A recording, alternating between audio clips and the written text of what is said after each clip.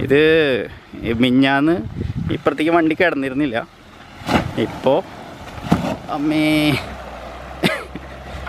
താഴേക്ക് ശരിക്കും.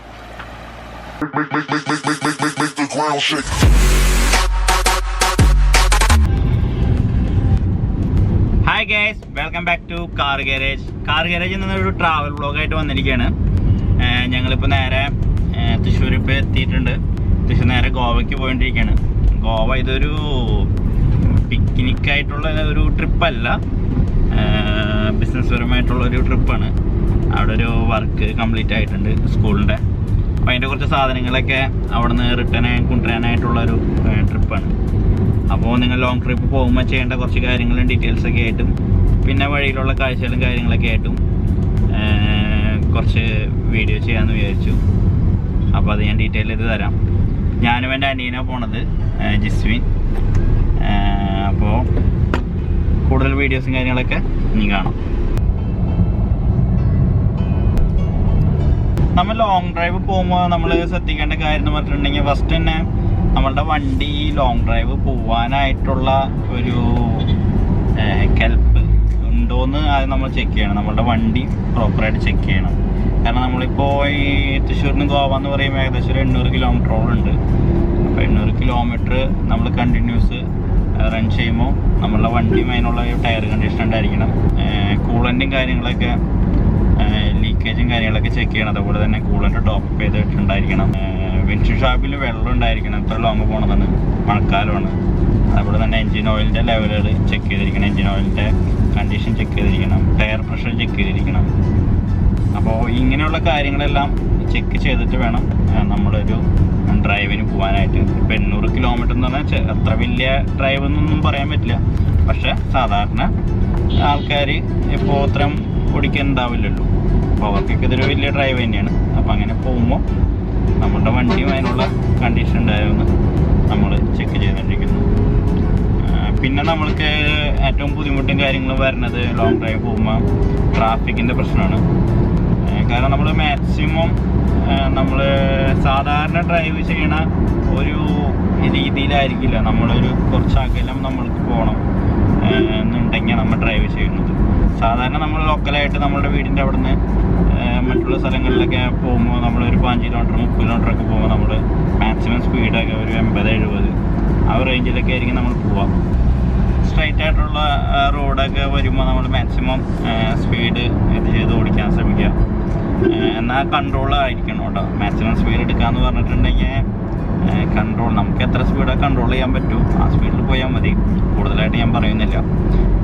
എന്നാലും നമുക്കൊരു സമയത്തിന് നമ്മൾക്ക് അവിടെ എത്തിച്ചേരാനായിട്ട് സാധിക്കുള്ളൂ. കാരണം അത്രയ്ക്കും ട്രാഫിക്കും കാര്യങ്ങളൊക്കെ ആയിരിക്കും നമ്മൾ ഡ്രൈവ് പോകുമ്പോൾ. ഇവിടുന്ന് ഇപ്പോൾ തൃശ്ശൂരിൽ നിന്ന് ഇപ്പോൾ കോഴിക്കോട് കഴിഞ്ഞാൽ കണ്ണൂർ കഴിഞ്ഞിട്ടുണ്ടെങ്കിൽ കാസർഗോഡ്, മംഗലാപുരം അങ്ങനെയൊക്കെ വരുമ്പോൾ ജംഗ്ഷനിലും മാക്സിമം ബൈപ്പാസ് എടുക്കാൻ നോക്കാം. ജംഗ്ഷൻ ടച്ച് ചെയ്യാണ്ട് ബൈപ്പാസുകളുണ്ടാവും. അപ്പോൾ ബൈപ്പാസ് വഴി കയറി പോകാനായിട്ട് പരമായി നോക്കാം. അപ്പോൾ ജംഗ്ഷൻ വരുമ്പോൾ മാക്സിമം ട്രാഫിക് വരാം. എന്നാലും നമുക്ക് ബൈപ്പാസ് ആയാലും ട്രാഫിക്കും കാര്യങ്ങളൊന്നും കിട്ടാണ്ടൊന്നും ഇരിക്കില്ല. ട്രാഫിക്കൊക്കെ വരും. പിന്നെ മഴക്കാലമൊക്കെയാണ്. മഴക്കാലമൊക്കെ ആകുമ്പോൾ വൈപ്പറൊക്കെ ചെക്ക് ചെയ്തൊക്കെ വൈപ്പർ മാറ്റാനുള്ള സമയമായി. വൈപ്പർ മോശം കാര്യങ്ങളൊക്കെ ആണെങ്കിൽ സൗണ്ടൊക്കെ വരുന്നുണ്ടെങ്കിൽ വൈപ്പറൊക്കെ മാറ്റാം. പിന്നെ വണ്ടി ഫ്യൂവൽ എപ്പോഴും ചെക്ക് ചെയ്യുക, ടെമ്പറേച്ചർ ചെക്ക് ചെയ്യുക. ഇതൊക്കെയാണ് ലോങ് ഡ്രൈവ് പോകുമ്പോൾ ചെക്ക് ചെയ്യേണ്ട കാര്യങ്ങൾ.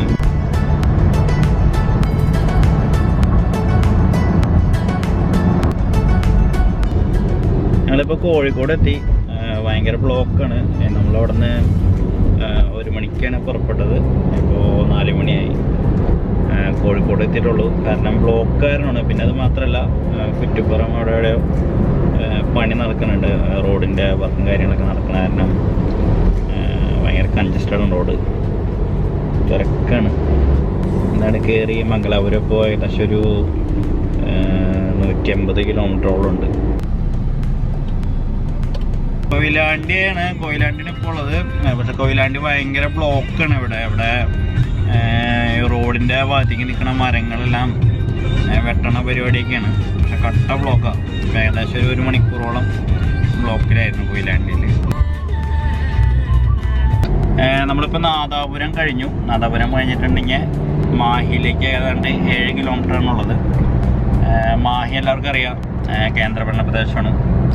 അത് കാരണം അവിടെ ഫ്യൂവലിനും അതേപോലെ തന്നെ മദ്യത്തിനൊക്കെ വില കുറവാണ്. അപ്പോൾ നമ്മളെന്തായാലും നമ്മുടെ ഫ്യൂവല് ഞാൻ അവിടെ നിന്ന് 1500 രൂപയ്ക്കാണ് നമ്മൾ തൃശ്ശൂരിൽ നിന്ന് അടിച്ചത്. ഇപ്പോൾ അത് ഏകദേശം മിറ്റാവറായിട്ടുണ്ട്. നമ്മൾ അതിന് ഫുൾ ടാങ്ക് അടിച്ചിട്ട് പോകണമെങ്കിൽ നമുക്ക് എന്തെങ്കിലും ഒരു 3 രൂപയ്ക്ക് ഒരു ലിറ്ററിൻ്റെ ഡിസ്കൗണ്ട് എന്തായാലും മാഹിയിലുണ്ടാവും.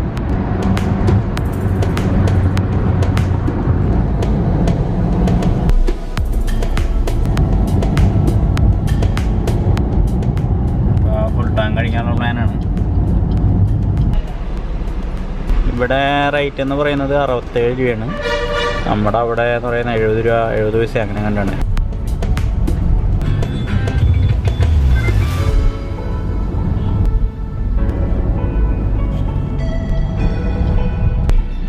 അപ്പോൾ നമ്മൾ കണ്ണൂർ കഴിഞ്ഞ് കാസർഗോഡ് ഏകദേശം എത്താറായിട്ടുണ്ട്. പ്രശ്നം എന്ന് വെച്ചാൽ നല്ല മഴയാണ്, നല്ല മഴ പെയ്യുന്നു. അതേപോലെ തന്നെ നമ്മളിപ്പോൾ 1 മണിക്കാണ് നമ്മൾ അവിടെ നിന്ന് പുറപ്പെട്ടത്. 8 മണിക്കൂറായിട്ട് ഓടിയത് 253 കിലോമീറ്ററാണ്. അത് റോഡ് മോശം ആയതുകൊണ്ടല്ല കേട്ടോ, റോഡിൻ്റെ മോശമായതുകൊണ്ടല്ല, റോഡിന് സ്ഥലമില്ലാത്തതാണ് പ്രശ്നം. ഭയങ്കര തിരക്കാണ് മെയിൻ പ്രോബ്ലം വരുന്നത്. ഇപ്പോൾ കേരളത്തിലെ റോഡ് മോശമാണെന്നല്ല ഞാൻ പറയുന്നത്, കേരളത്തിലെ റോഡ് നല്ല റോഡ് തന്നെയാണ്, പക്ഷേ ഭയങ്കര കൺജസ്റ്റഡ് ആണ്. വണ്ടി ഇപ്പോൾ എല്ലാ സിറ്റിയിലും ജാമാണ് വരുന്നത്. അത് വേറെ ഒന്നും കൊണ്ടല്ല, റോഡ് നല്ല റോഡാണ്. റോഡ് ഇപ്പോൾ റെഗുലൈസ്ഡ് റോഡൊക്കെ ആക്കി പണിതിട്ടാക്കിയിട്ടുണ്ട്. പക്ഷേ ഭയങ്കര കൺജസ്റ്റഡ് ആയതുകൊണ്ട് ഭയങ്കര ബുദ്ധിമുട്ടും കാര്യങ്ങളൊക്കെയാണ്. ഇവിടെ സംഭവമൊക്കെ ഉണ്ടെന്ന് തോന്നുന്നുണ്ട്.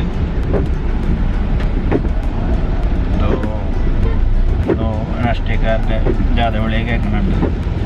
പുറത്ത് നല്ല മഴയുണ്ടോ, അത് കാരണം ഇനിയിപ്പോൾ മംഗലാപുരം കഴിഞ്ഞിട്ടുണ്ടെങ്കിൽ 2 ലൈനാണ് റോഡ്. അപ്പോൾ 2 ലൈൻ ആയതുകൊണ്ട് അവിടെ ഇത്തിരി നമുക്ക് സ്പീഡിൽ ഓടിക്കാനായിട്ട് പറ്റും. പക്ഷേ ഇതിപ്പോൾ ഭയങ്കര കൺജസ്റ്റഡും അതേപോലെ തന്നെ ട്രാഫിക് ആയതുകൊണ്ട് നമുക്ക് മാക്സിമം എത്രയും സ്പീഡ് ചെയ്തിട്ടും നമുക്ക് അങ്ങോട്ട് ചെയ്യാൻ പറ്റുന്നില്ല.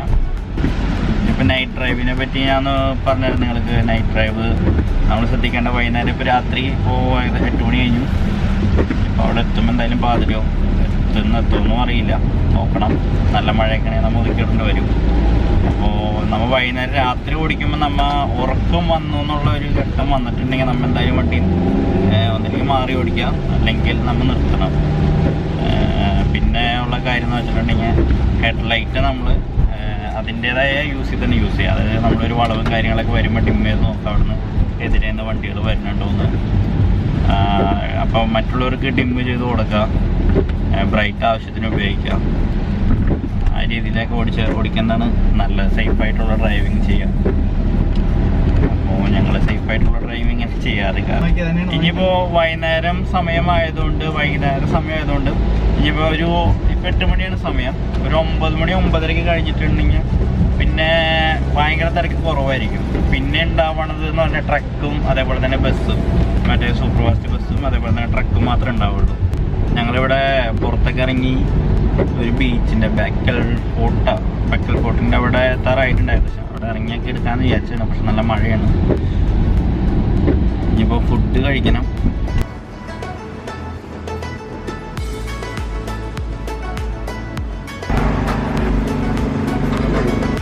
അപ്പോൾ ഞങ്ങൾ തട്ടുകടയിൽ കയറിയിട്ട് ചെറിയ തോതിൽ ഫുഡ് കഴിച്ചു. പൊറോട്ടയും പിന്നെ ബീഫും മിക്സ് ചെയ്തിട്ട് ഉള്ളൊരു സെറ്റപ്പ് കഴിച്ചു. വലിയ ടേസ്റ്റ് എന്ന് പറഞ്ഞാൽ ഉണ്ടായില്ല, കുഴപ്പമില്ല. ഇനിയിപ്പോൾ അങ്ങോട്ട് ഒരു പെപ്സി കോള അങ്ങനെ കഴിച്ചിട്ട് ഒറ്റ വീട്ടിൽ ഞങ്ങളിപ്പോൾ മംഗലാപുരം കയറിയപ്പോൾ നിങ്ങൾക്ക് വഴി കാണിച്ചു തരാം. അത് ഡബിൾ ലൈനാണ്. അപ്പോൾ അത് കാരണം നമുക്ക് നല്ല സ്പീഡിൽ മാക്സിമം കിലോമീറ്റർ കവർ ചെയ്യാൻ പറ്റും. ഇപ്പോൾ കേരളത്തിലെ സിംഗിൾ റോഡ് ആയതുകൊണ്ടാണ് കേരളത്തിൽ ഇങ്ങനെ ടൈമും കാര്യങ്ങളൊക്കെ വരുന്നതും അതേപോലെ തന്നെ ഇത്ര ടൈം എടുക്കണം, ഇത്ര കിലോമീറ്റർ കവർ ചെയ്യാനായിട്ട്. ഇപ്പോൾ ഒരു 200-300 കിലോമീറ്ററോളം കവർ ചെയ്യാനായിട്ട് 7 മണിക്കൂർ 8 മണിക്കൂറൊക്കെ എടുക്കണം. അത് ട്രാഫിക് കാര്യങ്ങളൊക്കെ കാരണമാണ്. മംഗലാപുരത്തെ റോഡ് എന്ന് പറയുന്നുണ്ടെങ്കിൽ സ്ട്രൈറ്റ് ഡബിൾ ലൈനാണ്. 1 വേ 2 ഇതായുള്ള കാരണം മാക്സിമം സ്പീഡിൽ 100-110 സ്പീഡിൽ പോയിട്ടിരിക്കാം. ഇപ്പോൾ നമ്മൾ മംഗലാപുരം കയറിയിട്ട് ഏകദേശം 50 കിലോമീറ്ററോളം ഒരു 40 മിനിറ്റിലൊക്കെ കവർ ചെയ്തു. ഇപ്പോൾ ഞങ്ങൾ ഏകദേശം 500 110 കിലോമീറ്ററായി.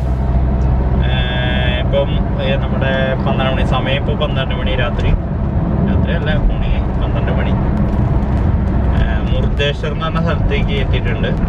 ഇനിയിപ്പോൾ ഇവിടുന്ന് ഗോവയ്ക്ക് 200 കിലോമീറ്ററാണ്. ഇതുവരെ നമുക്ക് സ്ട്രൈറ്റ് റൂട്ടായിരുന്നു. ഞങ്ങളുടെ കുറച്ച് കാർവാർ എന്നൊക്കെ പറഞ്ഞ സ്ഥലം കുറച്ച് ഹൈ റേഞ്ച് അങ്ങനെയുള്ള ഏരിയയിലൊക്കെയാണ്. ഇപ്പോൾ ഏകദേശം ഞങ്ങൾ 600 ചില്ലാൻ കിലോമീറ്റർ, 612 കിലോമീറ്റർ ഞങ്ങൾ കവർ ചെയ്തു. ഇപ്പോൾ എവിടെ എത്തേണേന്ന് കറക്റ്റ് അറിയില്ല. ഒരു ഫോറസ്റ്റ് ഏരിയയാണ്, പക്ഷെ നല്ല രസമൊക്കെ ഉണ്ട്, നിറച്ചും പാറകളൊക്കെ ആയിട്ട്. വേണ്ട നല്ല സ്ഥലം കാണാൻ നല്ല രസമുണ്ട്. എവിടെ എത്തിയെന്ന് കറക്റ്റ് അറിയില്ല. കാർവാറാണ് നമുക്ക് എത്തേണ്ടത്. കാർവാർ ഇവിടുന്ന് 200 ചില്ലാൻ കിലോമീറ്റർ ഉണ്ട് കാർവാറിലേക്ക്. ഇപ്പോൾ കറക്റ്റ് സ്പോട്ട് വ്യക്തമാവണില്ല. അപ്പം ഇനി യാത്ര തുടരാം.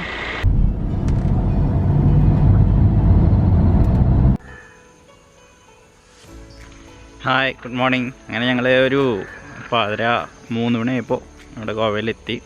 ഇത് ഗോവയിലൊരു ഫാം ഹൗസാണ്. ഫാം ഹൗസ് എന്ന് പറഞ്ഞാൽ ഫാദറിൻ്റെ ഫില്ല സൊസൈറ്റിയുടെ ഫാം ഹൗസാണ്. അപ്പോൾ അവിടേക്കാണ് ഡയറക്റ്റ് വന്നത്. അപ്പോൾ അവിടെ റൂമിൽ സ്റ്റേ ചെയ്തു. അത് കഴിഞ്ഞിട്ടിപ്പോൾ ഫില്ല സൊസൈറ്റിയുടെ വർക്കാണ് ഇവിടെ ചെയ്താണ്. ഒരു പെയിൻറ്റിങ് വർക്ക് എൻ്റെ പേപ്പൻ ചെയ്തതുണ്ട്. അപ്പോൾ ഇനിയിപ്പോൾ അവിടെ നിന്ന് സാധനങ്ങളൊക്കെ എടുക്കാനായിട്ട് പോകണം. ഒരു ബീച്ചും കാര്യങ്ങളൊക്കെ ഒന്നും പോകുന്നില്ല. ഇപ്പോൾ ഇങ്ങനെ ഒരു കാര്യങ്ങൾക്കായിട്ടൊക്കെ വന്നതാണ്. അപ്പോൾ ഒരു 3 മണി 2:45 കറക്റ്റ് 2:45 ഞങ്ങളിവിടെ എത്തി. ഇത് സ്ഥലത്തിൻ്റെ പേര് ദുർസാഗർ എന്നാണ്. ഈ സ്ഥലത്തിൻ്റെ പേര് ദുർസാഗറിൻ്റെ അടുത്താണ്. ദുർസാഗർ ഇവിടുന്ന് കുറച്ച് ദൂരമുണ്ട്. അതിൻ്റെ അടുത്തായിട്ടാണ് ഈ ഫാം ഹൗസ് വരുന്നത്. ഏകദേശം എത്രയോ ഏക്കറുണ്ട് ഫാം ഹൗസ്. ഇങ്ങനെ ഇതിൽ ജീപ്പിന് പോകണം. ഫാദർ പോയി കാലത്ത് തന്നെ ജീപ്പിന്.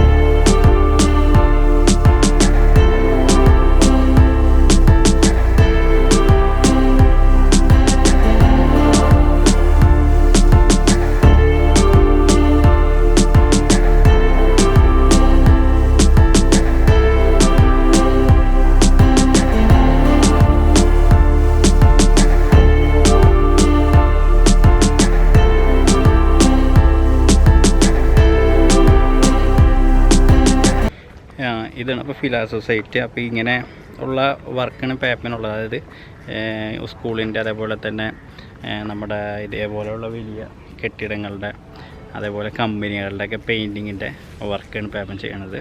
കോൺട്രാക്ടറാണ്. അപ്പോൾ ആളുടെ സാധനങ്ങളൊക്കെ ആയിട്ട് ഒരുപാട് സാധനങ്ങളുണ്ടായിരുന്നു ഇവിടെ. അപ്പോൾ അത് റിട്ടേൺ കൊണ്ടുപോകാനായിട്ട് എമർജൻസി ആയിട്ട് വന്നതാണ്. ഇവിടുത്തെ വർക്ക് കഴിഞ്ഞു.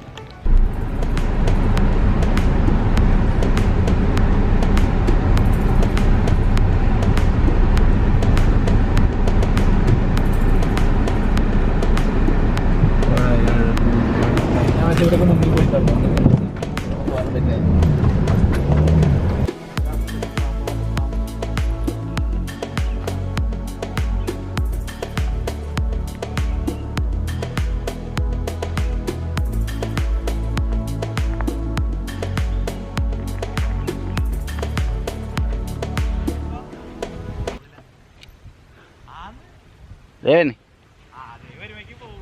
എവിടെ?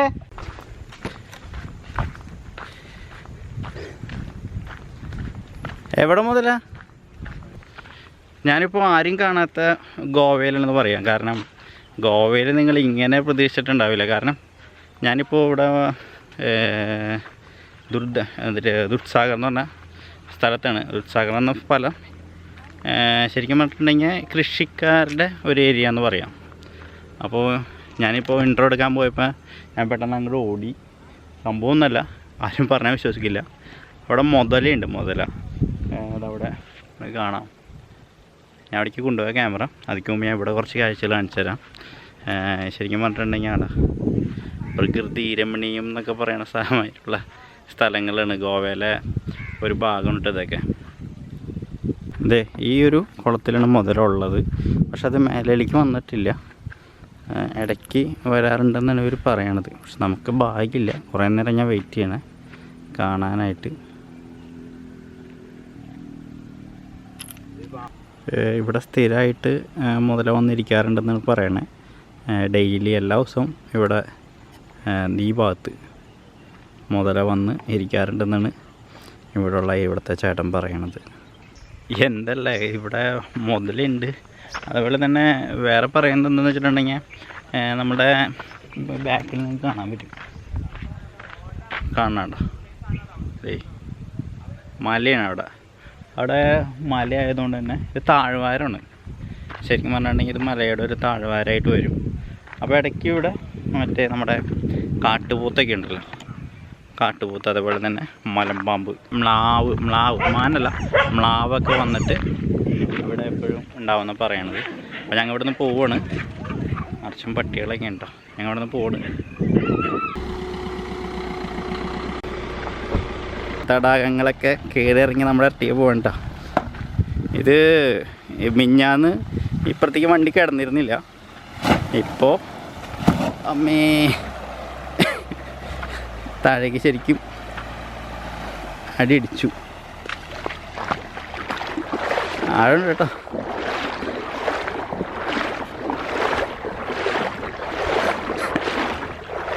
എന്താടാ? ഇല്ലല്ല, ആ സാധനം എടുത്തതാ. അവിടെ കട്ടിങ് ആയിരുന്നു. അപ്പോൾ പ്രകൃതി രമണീയമായ സ്ഥലത്തു നിന്ന് ഞങ്ങൾ വിടുകയാണ്. നമ്മുടെ അട്ടിയായിട്ട് അപ്പോൾ വീണ്ടും നാട്ടിലേക്ക്.